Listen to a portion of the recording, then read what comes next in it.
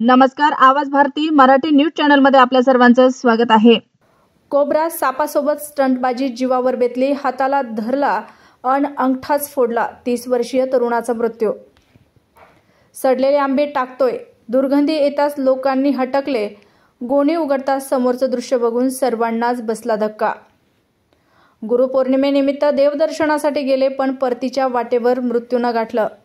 नाशिक मुंबई महामार्गावर भीषण अपघात, 4 जणांचा दुर्दैवी मृत्यू. ड्रग्जचा विषय काही केल्यास संपेना. मुंबईतून लातूरमध्ये ड्रग्जचा पुरवठा, गावठी पिस्तुलासह मोठं घबाड पोलिसांच्या हाती. माजलगावच्या मुख्याधिकाऱ्यांना 6 लाखाची लाच घेताना पकडले. छत्रपती संभाजीनगर एसीबीची कारवाई. माझा पक्ष भाजपात सामील करतो, मला मुख्यमंत्री करा. राऊतांचा शिंदे शहा भेटीवर खळबळजनक दावा.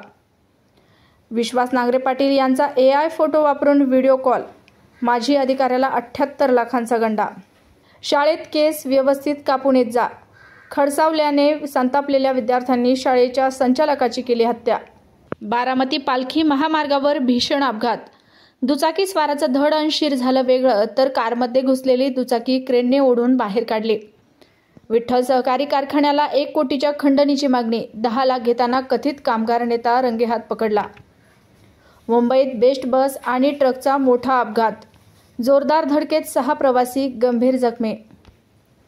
शरद पवार गटाच्या आमदारांची बदनामी थांबवण्यासाठी मागितली कोटीची खंडणी. 10 लाख रुपये घेताना कामगार नेता पोलिसांच्या ताब्यात. नेमकं काय घडलं?